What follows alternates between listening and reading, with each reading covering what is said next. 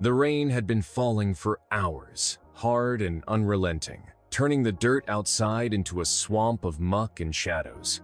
The storm howled across the plains, slapping against the warped wood of the cabin like fists demanding to be let inside.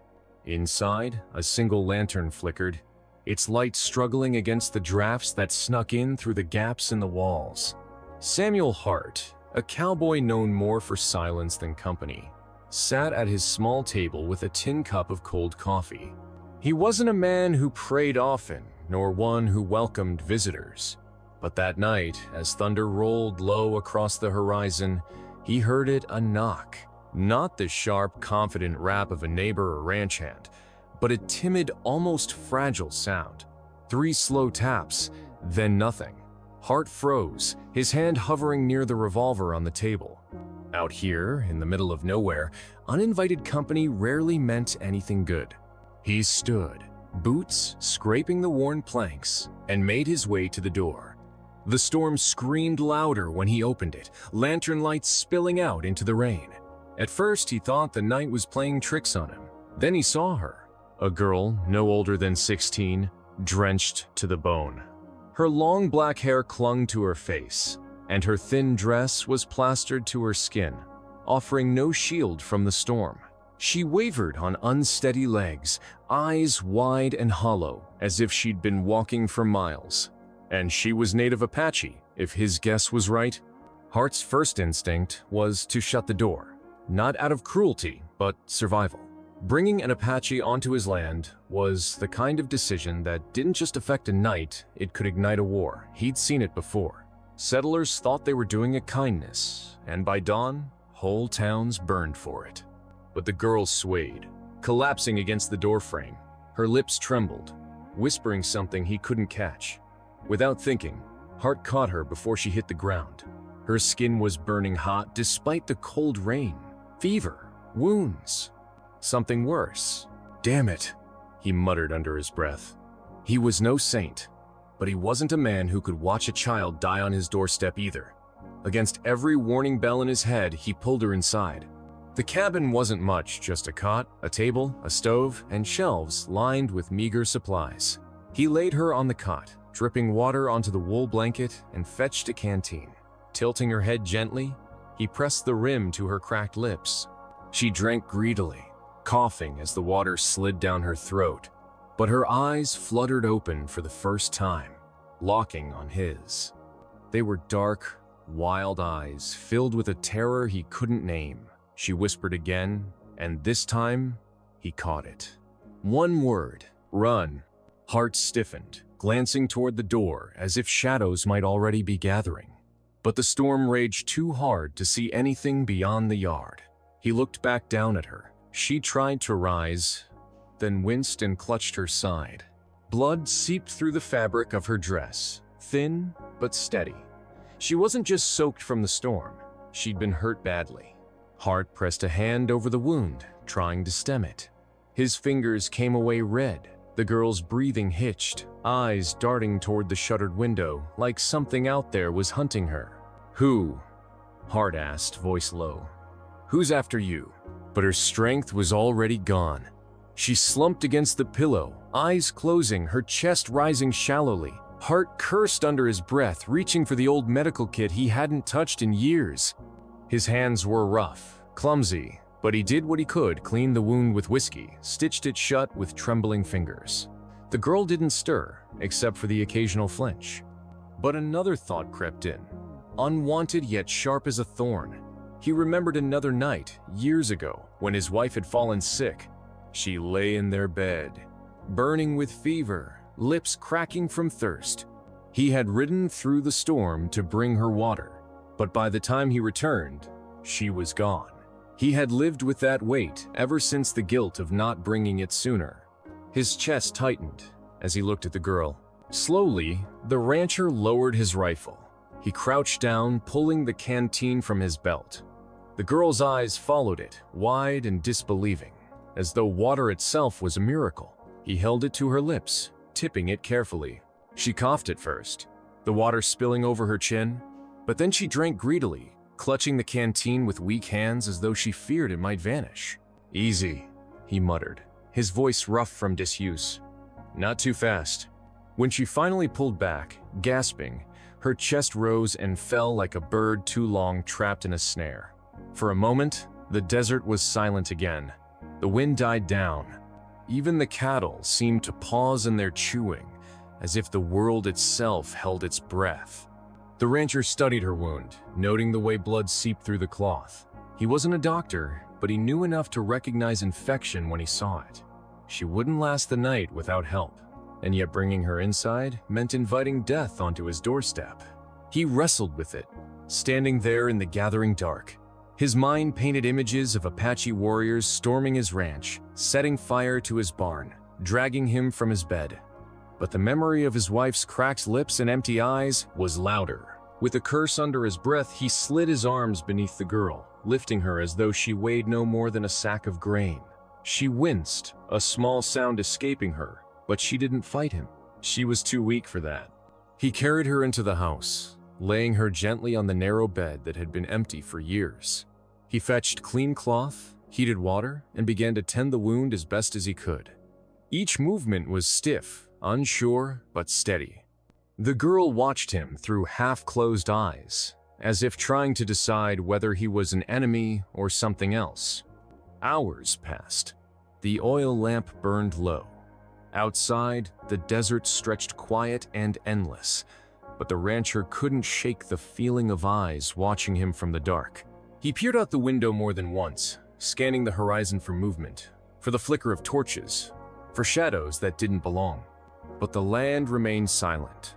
For now, near midnight, the girl stirred, whispering something in a tongue he couldn't understand.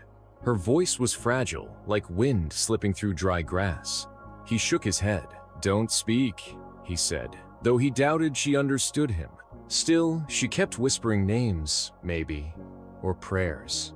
And each time she spoke, it felt like her words were carried farther than the walls of that little house, as if the desert itself was listening. The rancher leaned back in his chair, exhaustion heavy in his bones. He told himself he had only done what any man should, given water to the dying, nothing more. By morning, he would decide what to do, but deep down, he knew.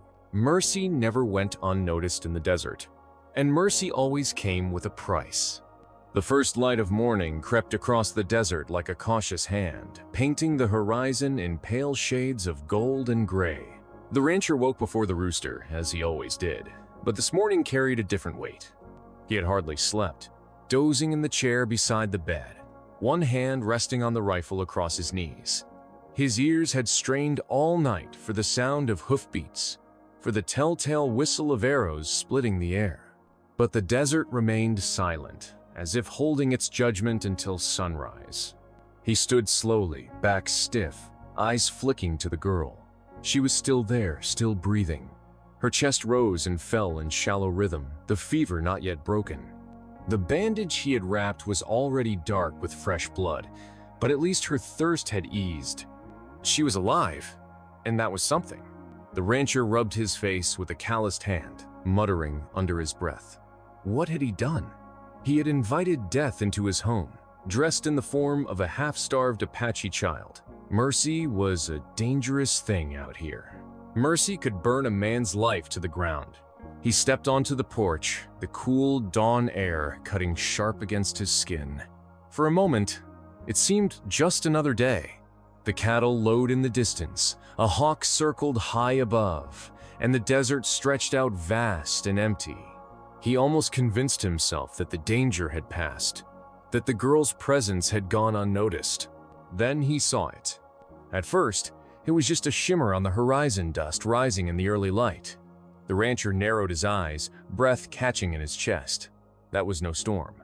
Dust like that meant riders, many riders. His grip on the rifle tightened. The dust grew larger, closer, and then they came. From the east, from the north, from every direction the desert could open, riders appeared one after another, their silhouettes sharp against the sun. They rode with purpose, fast and steady, their horses kicking up clouds of earth. And they did not stop. The rancher's heart hammered in his chest. He counted in silence, though the numbers slipped too quickly for his tongue. Dozens. Scores. By the time they had drawn close enough for him to see the glint of weapons in the light, he knew. There were hundreds. Apache warriors. They lined up outside his fence, row upon row, their faces unreadable, painted with streaks of ash and red. Their horses snorted and stamped, restless beneath the weight of so many bodies. The ground trembled with the force of them, and the air itself seemed to hum with tension. The rancher swallowed hard, throat dry. His hands itched for the rifle, but he didn't move. He knew better. One twitch in the wrong direction, and he'd be a dead man before his boots hit the ground. A single figure rode forward. Older, his hair braided with streaks of gray, his bearing calm but heavy with authority. The other warriors watched him with silence, their discipline unnerving in its stillness. He stopped his horse just beyond the fence, his dark eyes locking onto the rancher. For a long, terrible moment, no one spoke. The desert itself seemed to pause, holding its breath for what would come next. Then the girl's voice broke the silence. It was faint, weak, but clear enough. She had woken. She spoke in Apache, the words trembling but insistent. The elder's gaze flicked toward the sound, and something shifted in his eyes. His jaw tightened, his shoulders lowered just slightly. The rancher didn't know what she said, but he could guess. She was telling them about the water, about the hands that had carried her, the stranger who had given mercy when the desert had none left to give. The elder dismounted, slow and deliberate. He stepped forward, each movement measured. The rancher stood rooted to the porch, every nerve screaming for him to run, though there was nowhere to run. The elder stopped at the fence, his eyes never leaving the rancher. When he finally spoke, his voice was low, steady, the kind that carried without needing to be raised. "You gave her water," the rancher swallowed. He had not expected English. "She was dying," he said, voice rough. "I couldn't—" He cut himself off. Explanations sounded small, hollow, in the face of 300 warriors. The elder studied him in silence, his expression unreadable. Behind him, the lines of Apache men and horses stood like stone, waiting. At last, the elder nodded once. He lifted a hand, gesturing toward the house. Two women dismounted, moving quickly but carefully past the rancher, their eyes soft as they entered the room where the girl lay. The rancher did not stop them. He stood frozen, heart hammering, as he realized the truth. They were not here for vengeance. They were here for her. The elder turned back to him. "You gave her life," he said, "and for that the tribes have come." The words struck the rancher like a hammer. He glanced again at the sea of warriors, at the endless rows of horses and spears glinting in the morning sun. Never in his life had he seen so many gathered in one place. The land itself seemed too small to hold them. "What do you want from me?" he asked, voice breaking despite himself. The elder's eyes softened, if only slightly. "Not blood, not war. Respect." The rancher blinked, confused. The elder gestured to the gathering. "When one of ours is wounded, she is not alone. When she is given mercy, we do not forget. Today you are seen. Tomorrow you will be remembered." The words left him more shaken than any threat could have. The women re-emerged from the house, the girl supported between them. She was weak, pale, but standing. Her eyes met the rancher's for a fleeting second, gratitude flickering there like a candle in the wind. The elder raised his hand, and as one, the warriors pulled back their reins. The sound of hundreds of horses moving in unison thundered against the earth, rattling the air. They did not attack. They did not burn his home. They only stood, a wall of power and silence, as if marking the man who had dared to show compassion in a land that had forgotten the word. And then, slowly, they began to disperse. The rancher watched in stunned silence as they rode away, dust rising once more to the sky. He felt his knees weaken, his breath heavy in his chest. By the time the last of them vanished into the horizon, the sun was high, and the desert was quiet again. But he knew things would never be the same. He stepped back into the house, his eyes falling on the bed where the girl had lain. empty now, save for the imprint of her weight. He exhaled, long and shaky, as realization gripped him. He had not just saved a life, he had crossed a line no rancher dared to cross. And the desert had seen it. For the rest of that morning, the rancher moved like a man walking in a dream. He patched a fence, fed the chickens, checked the water troughs, but his hands shook at every task. Not from weakness, but from the memory of 300 silent riders waiting at his fence line. He had thought his little act of mercy would vanish in the dark, like a match flame swallowed by the desert night. Instead, it had been witnessed by tribes from miles away. Somehow, the story of a wounded girl and the water he had given had carried farther than he could have ever imagined. And that terrified him. Because the rancher knew how stories worked out here. Stories grew teeth. Stories could save you or bury you.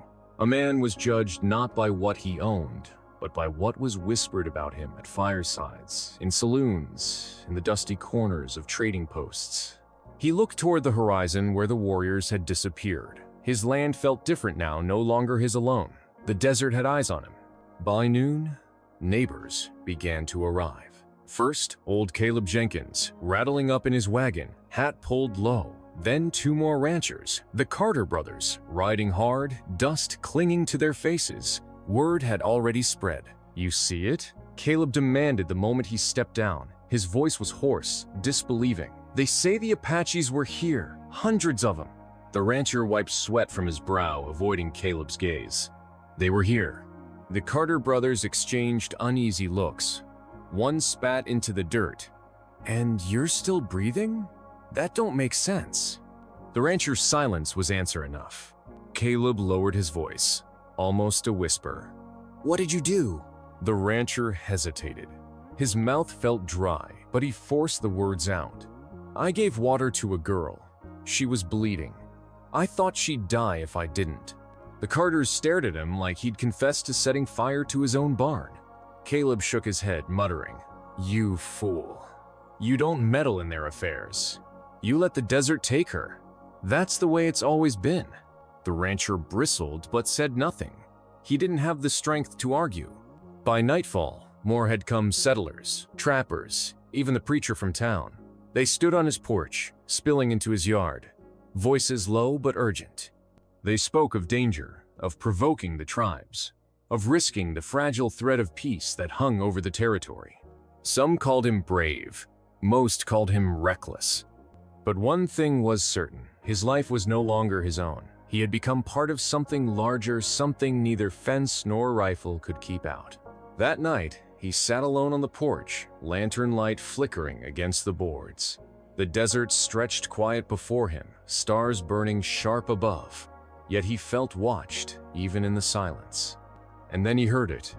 Not the thunder of hooves this time, just a single, steady sound. A rider. The rancher's hand went to his rifle. He stood, muscles tight, until the figure came into view. A lone Apache man, unarmed, riding slow beneath the moonlight. He stopped at the edge of the fence and raised a hand not in threat, but in greeting. The rancher held still. "You gave her life," the man said, his voice carrying across the quiet. "Now the land gives you protection." The rancher frowned, unsure if he had heard correctly. "Protection?" The rider continued. "From this day, no hand among us will raise against you. Your cattle, your water, your home, they are safe." And just like that, he turned his horse and rode back into the darkness, leaving the rancher alone with words that felt heavier than any burden he had ever carried. He sank back into his chair, head in his hands. Safe, protected, yet he did not feel free, because he understood now. The tribes had marked him. He was no longer just a rancher scratching out a living on a patch of desert. He was a symbol, a story, the man who gave water when no one else would. The following weeks proved it. Hunters came to trade and spoke his name with respect. Drifters passed through and repeated the tale by firelight. Even hostile bands avoided his fences, giving his cattle wide berth. Where once he had feared raids and theft, now he found tools left at his gate. Game hanging from fence posts, tracks of warriors who had passed in the night but taken nothing. He had been woven into their memory, whether he wanted it or not. But for every gift, there was a cost. The other settlers grew wary. Some kept their distance, whispering that he was too close to the enemy. Others came begging for protection, hoping his strange new alliance would shield them too. His solitude was gone. His quiet ranch transformed into a symbol of something he had never asked for. One evening, weeks later, he walked the edge of his land as the sun bled red over the horizon. He stopped at the old water trough, the very place he had lifted the girl, where her cracked lips had met the cool drink that changed everything. He stood there a long while, hands resting on the worn wood, the desert wind curling around him. Mercy, he thought, was a strange thing. It demanded no reward. Yet here he was, drowning in the weight of it. One simple act, pouring water into the mouth of a dying child, had redrawn the lines of his world. He closed his eyes, the memory of her face still clear. Not the pain, not the blood, but the flicker of gratitude in her gaze, as she left, carried between her people. That single look had been worth it. Worth the fear, worth the whispers, worth the burden of a story that would outlive him. Because in a land carved by hunger, war, and silence, Mercy had carved something else. A reminder that even the hardest soil can yield a spring, that even in a desert built on blood, one man's hand could hold out water instead. And the land had remembered. If this story stirred something in you, if it made you pause and wonder about the weight of kindness, about the echoes of a single decision, then don't let it pass like dust in the wind. Share it, so others might feel it too. Leave your thoughts below, because every voice adds to the firelight of stories that deserve to be remembered. And if you want more tales where history meets humanity in the rawest of ways, make sure you stay with us, because these are the stories the desert refuses to let die.